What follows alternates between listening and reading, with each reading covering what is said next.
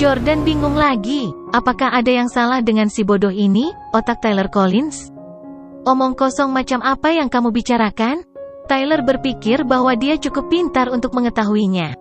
Ketika dia memikirkan apa yang dikatakan Ashley dan rekan-rekannya tentang seseorang yang baru saja berlutut, dia menganggap bahwa Jordan pasti berlutut di depan Victoria.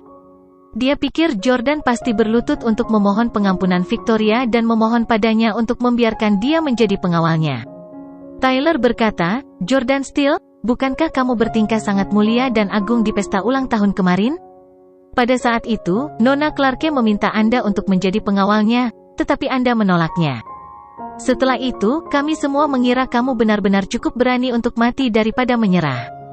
Haha, aku tidak menyangka kamu akan bangun pagi-pagi sekali untuk berpakaian dan datang ke sini dengan setelan pengawal untuk memohon pada Nona Clarke agar membiarkanmu menjadi anteknya. Nona Clarke, Anda tidak boleh setuju. Selama perjamuan kemarin, kamu mengatakan bahwa kamu akan memastikan Jordan Steele tidak mencari nafkah di sini di masa depan." Setelah sekretaris Ashley, yang berdiri di luar pintu, mendengar kata-katanya, dia sangat terkejut sehingga dia tidak bisa mempercayai telinganya. Nona Clarke ingin memutuskan semua mata pencaharian Steele? Ya Tuhan, apakah itu benar? Victoria mendidih karena marah. Beraninya Tyler Collins menempatkan saya di tempat umum dan membiarkan karyawan tahu betapa tidak sopannya saya kepada presiden perusahaan. Memukul. Victoria menamparnya lagi. Bajingan, kapan aku pernah mengatakan itu? Keluar dari sini sekarang. Anda tidak diizinkan menginjakkan kaki di perusahaan ini lagi. Dia melanjutkan, juga, karyawan yang membawanya ke sini harus segera dipecat. Tyler menutupi wajahnya dengan kesakitan dan kesengsaraan. Dia adalah keturunan Collins, namun, dia ditampar 2 kali di depan umum. Namun, karena itu adalah wilayah Victoria, Tyler tidak berani berbicara dengannya secara agresif. Karena itu, dia tidak punya pilihan selain melampiaskan amarahnya pada Jordan, berteriak, "Jordan Steele, jangan berpikir bahwa kami tidak dapat melakukan apapun padamu hanya karena kamu adalah pengawal Victoria Clarke. Tunggu saja, aku akan memastikan kamu menjadi tunawisma dan segera dimasukkan ke balik jeruji besi." Petik 2. Dengan semangat rendah, Tyler menuju ke bawah dan kembali ke mobilnya. Kemudian, pada saat marah, dia terus-menerus membanting tangannya dengan keras ke roda kemudi. "Victoria Clarke, brengsek, Anda hanya wajah cantik yang mengandalkan pria untuk mencapai puncak. Jadi siapa kamu untuk menamparku? Setelah saya menaklukkan Hailey Camden, saya akan memastikan Anda berlutut di depan saya dan memanggil saya ayah suatu hari nanti. Aku akan memberimu waktu yang sulit, jalang. Aku harus segera memberitahu Camdens tentang Jordan Steele yang tidak berguna yang menjadi pengawal Victoria Clarke." 1 jam kemudian, di Villa Camdens. "Apa katamu? Pecundang itu Jordan Steele menjadi pengawal Victoria Clarke?" Nyonya Camden tua terkejut mendengar apa yang dikatakan Tyler. Bahkan Hailey, Herman, Elle, Drew, dan Benedict pun terkejut. Tyler berkata, "Ya, saya melihatnya dengan mata kepala sendiri. Jordan mengambil dokumen dari Victoria Clarke di kantornya. Saya juga mendengar dari karyawan S Corporation bahwa Jordan berlutut begitu dia melihat Victoria dan memohon maaf padanya. Victoria menunjukkan minat pada Jordan kemarin, dan saya pikir Victoria menyerah karena dia berhati lembut terhadapnya." Mendengar ini, Hailey mengepalkan tangannya dengan marah. "Bajingan itu Jordan Steele. Dia benar-benar berlutut untuk wanita lain. Saya sudah menikah dengannya selama 3 tahun, dan dia tidak pernah berlutut di hadapan saya. Saya memberinya beberapa kesempatan untuk berlutut dan mengakui kesalahannya. Selama dia berlutut untuk memohon padaku, aku tidak akan menceraikannya atau memanggil polisi padanya. Tapi, dia tidak berlutut. Namun, dia berlutut di depan wanita lain begitu cepat." Semakin Hailey berbicara, semakin gelisah dan sedih dia, sehingga dia hampir menangis. "Itu memang sangat memalukan dan menghina Camdens." Drew mencibir dan mencemooh, "Hailey, bagaimana kamu mendidiknya dalam 3 tahun terakhir? Dia berlutut untuk wanita lain, bukan istrinya. Itu sangat memalukan bagi keluarga kami." Elle juga mengambil kesempatan untuk mengejek, "Hailey, sepertinya kamu masih belum cukup menawan. Jika Jordan adalah suamiku, aku pasti akan membiarkannya berlutut dan membasuh kakiku setiap hari, sejak hari pertama pernikahan kami." Bahkan Nyonya Camden tua merasa malu dan karenanya mulai menegur Hailey dan orang tuanya. Kamu bahkan tidak bisa menjinakkan dan mendisiplinkan menantu yang tinggal dalam waktu 3 tahun. Anda sangat tidak kompeten. Jika Anda mendisiplinkannya seperti yang dikatakan Elle, apakah dia akan berani memukul Drew? Petik 2. Hailey mengepalkan tinjunya lebih erat dan menyalak. Jika saya diberi kesempatan lain untuk menjadikannya suami saya akan membuatnya berlutut di depan saya dari pagi hingga malam. Sayangnya, selama 3 tahun terakhir, aku terlalu baik padanya. Faktanya, selama 3 tahun terakhir, Hailey benar-benar memperlakukan Jordan dengan cukup baik. Kalau tidak, dia tidak akan jatuh cinta padanya. Namun, Hailey sekarang tampaknya menyesal telah bersikap begitu lembut padanya. Hailey merasa terhina karena Victoria berhasil membuat Jordan berlutut di depannya sementara dia tidak melakukannya. Orang yang paling dia cemburui sekarang adalah Victoria. Hailey berkata, "Nenek," Victoria Clarke menarik kembali kata-katanya. Kemarin, dia bersumpah bahwa dia akan berdiri dalam solidaritas dengan Camdens dan memastikan Jordan tidak akan pernah bisa bertahan di kota ini di masa depan. Namun, dia menganggapnya sebagai pengawalnya hari ini. Kita harus memutuskan semua hubungan dengannya dan berurusan dengannya. Memukul. Nyonya tua Camden menamparkan Hailey di wajahnya dan menegur, "Omong kosong apa yang kamu katakan?" Victoria Clarke masih memegang $11 juta yang akan diinvestasikan dalam proyek kami. Bagaimana kita bisa melawan dia? Herman berpunuk dingin. Hailey, saya tahu Anda iri pada Nona Clarke, tapi dia lebih bijaksana dan kompeten daripada Anda. Jadi Anda harus menerimanya bahkan jika Anda tidak mau. Hailey menjadi merah bit. Dia tidak bisa menerimanya dengan berbaring.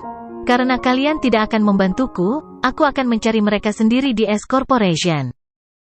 Hailey ingin menanyai Jordan dan bertanya mengapa dia berlutut untuk wanita lain dan bukan dia. Dia ingin bertanya kepada Victoria mengapa dia merenggut suaminya. Nyonya Camden tua memelototi Hailey, mengharapkan yang lebih baik darinya. Dia memerintahkan, "Telepon Victoria Clarke. Saya ingin berbicara dengannya secara pribadi." Ya, Herman buru-buru mengeluarkan ponselnya dan memutar nomor Victoria sebelum menyerahkan ponsel itu kepada Nyonya Camden tua. Meskipun Nyonya tua Camden sangat marah, nada suaranya sangat lembut. Bagaimanapun, dia sudah tua di tahun-tahunnya dan telah mengalami banyak hal dalam hidup ini. Masalah sepele seperti itu tidak cukup untuk membuatnya kehilangan ketenangannya. Nyonya Camden tua berkata dengan lembut sambil tetap tampak mendominasi dan berwibawa, "Nona Clarke, saya mendengar bahwa Jordan pergi ke kantor Anda dan menjadi pengawal Anda. Seandainya aku tahu bahwa kamu menyukai Jordan, aku akan memberikannya kepadamu setengah tahun yang lalu. Namun, kemarin, kamu mengatakan kamu akan berdiri dalam solidaritas dengan Camdens dan memutuskan semua mata pencaharian untuknya. Namun, Anda kembali pada kata-kata Anda hari ini. Anda sepertinya berhutang penjelasan kepada saya, bukan?" Petik 2. Victoria berkata, "Segalanya tidak seperti yang Anda pikirkan. Tetapi apapun yang terjadi, saya berhutang maaf kepada Anda karena gagal memenuhi janji yang saya buat kepada Anda kemarin. Saya minta maaf karena saya gagal mempertahankannya." Petik 2. Mendengar permintaan maaf Victoria yang tulus, Nyonya tua Camden merasa jauh lebih baik. "Hei, tidak perlu meminta maaf. Kami sedekat keluarga. Tapi, karena kamu suka bajingan itu, bawa dia di bawah sayapmu. Dia hanya menantu yang tinggal serumah. Ambillah sebagai hadiah dari Camdens untukmu." "Tidak, dia tidak bisa memilikinya." Hailey memprotes dengan kecemburuan tertulis di seluruh wajahnya. Nyonya Camden tua sangat marah, dan dia memelototi Hailey sebelum dengan cepat menutupi mikrofon ponsel karena takut Victoria akan mendengar Hailey. Ketika Sylvie Parker melihat betapa marahnya Nyonya Camden tua, dia buru-buru meletakkan tangannya di atas mulut Hailey untuk menghentikannya berbicara. Nyonya Camden tua terus berbicara di telepon sambil tersenyum, "Saya bisa melupakan apa yang terjadi pada Jordan, tetapi Nona Clarke, Anda berjanji akan menginvestasikan $11 juta dalam proyek kami. Kau tidak akan mengingkari janjimu lagi, kan?" Victoria berkata, "Saya telah berbicara dengan Tuan Steele mengenai investasi tersebut. Dia sangat terkesan dengan proposal Anda, dan dia sangat menyukainya, tetapi dia ingin mengetahui lebih banyak tentang proyek ini." "Apa? Mer Steele membaca proposal kami? Dia juga sangat menyukainya." Nyonya tua Camden dengan bersemangat mengulangi kata-kata Victoria. Camden melompat kegirangan setelah mendengar kata-katanya. Nyonya Camden tua berkata, "Dia ingin tahu lebih banyak." Itu sederhana. Saya akan mengirim Herman untuk mengunjungi Steele di kantornya secara pribadi untuk mendiskusikan proyek dengannya secara langsung. Victoria berkata, "Oke, aku akan mengatur janji kalau begitu." Nyonya tua Camden berkata dengan penuh semangat, "Terima kasih, Nona Clarke. Saya pasti akan mengirimi Anda hadiah sebagai ucapan terima kasih setelah masalah ini diselesaikan." Setelah menutup telepon, Nyonya Camden tua menyeringai lebar, sehingga kerutannya juga menjadi lebih jelas. "Herman, Pak Steele sudah membaca proposal proyek kami. Siapkan dirimu. Nona Clarke akan mengatur pertemuan antara Anda dan Ten Steele kapan saja. Ketika saatnya tiba, kamu harus tampil baik di depan Tuan Steele dan pastikan kamu tidak mengacau." Herman juga sangat bersemangat. "Yakinlah, Bu, aku pasti akan menyedot Tuan Steele ketika aku bertemu dengannya. Saya akan membuat proyek kami terdengar tak tertandingi. Hahaha. Tapi sekarang Jordan adalah bawahan Nona Clarke, apakah kita akan mengabaikan masalah dia mencuri dari kita?" Nyonya Camden tua berpunuk dengan dingin dan berkata, "Mengapa melupakannya? Lanjutkan menyelidiki pencurian jam tangan Jordan dan temukan semua buktinya. Ketika saatnya tiba, kita akan dapat menggunakan bukti untuk menghukumnya sesuai dengan aturan keluarga, menempatkannya di balik jeruji besi, atau membantu Victoria Clarke." Drew tiba-tiba menyela, "Nenek, saya sudah tahu bahwa dia menjual jam tangan itu kepada seorang gangster." Nyonya tua Camden mengangguk puas dan berkata, "Bagus, temukan aku buktinya." Jordan sekarang hanyalah antek Victoria Clarke. Bahkan jika kita membalas dendam padanya, Victoria tidak akan melakukan apapun pada kita. Nyonya Camden tua kemudian memandang Hailey dan orang tuanya.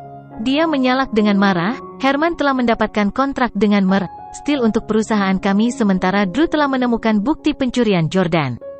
Bagaimana dengan kalian? Apa yang telah Anda sumbangkan untuk keluarga? Kalian bertiga sama-sama tidak kompeten." Petik 2. Kamu bahkan tidak bisa menjaga agar suamimu tetap tinggal. Anda telah membiarkan wajah cantik Anda sia-sia. Wajahmu itu seharusnya milik Ellie. Nyonya Camden tua selalu bias terhadap Herman dan anak-anaknya.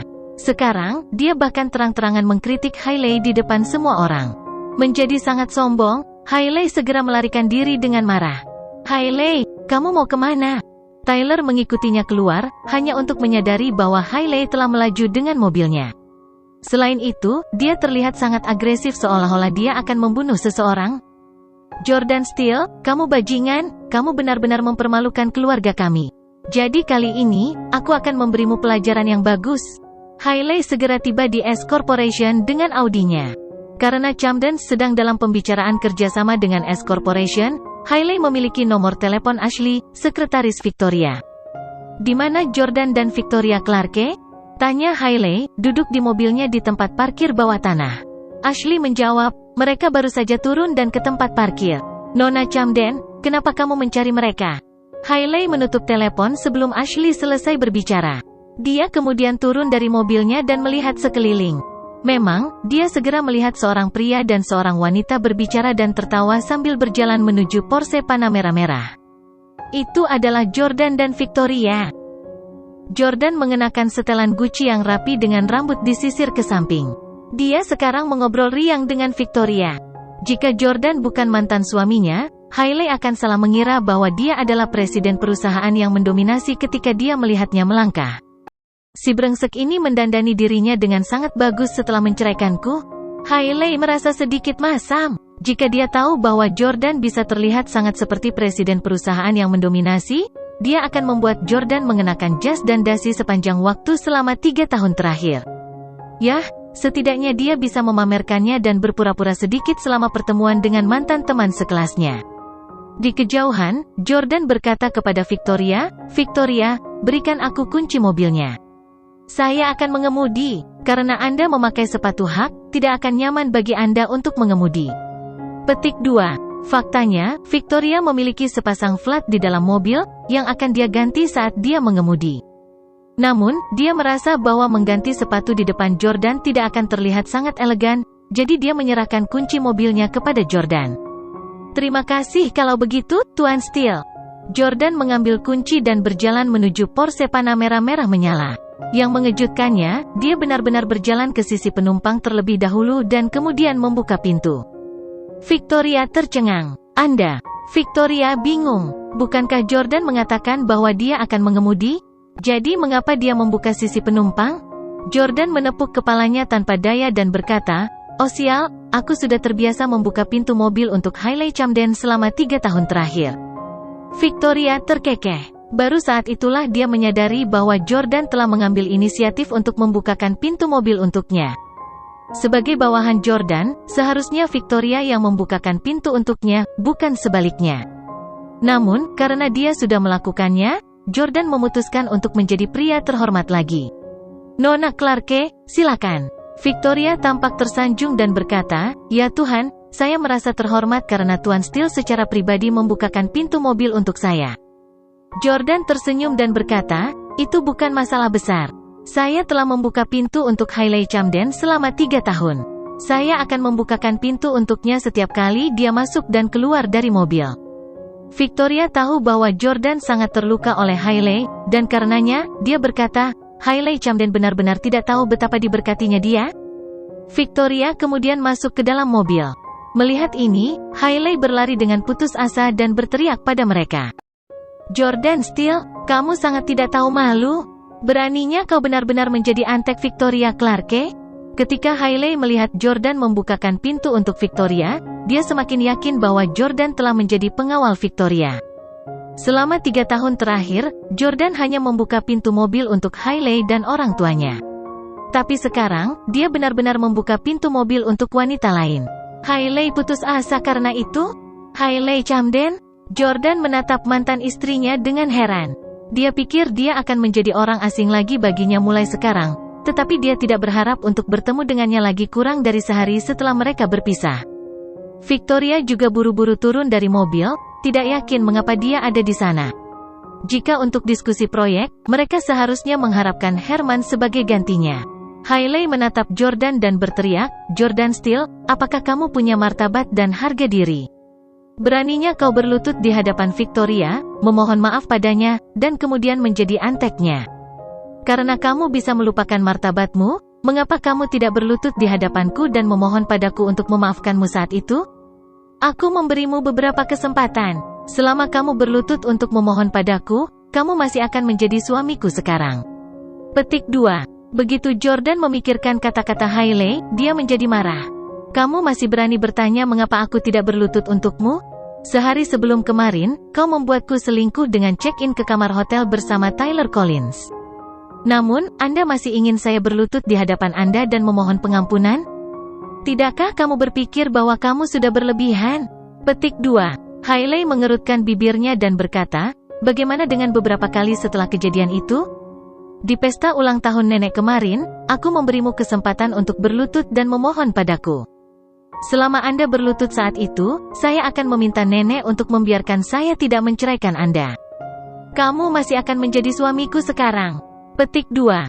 Jika kamu berlutut dan memohon padaku di Westlake Hotel, aku tidak akan memanggil polisi.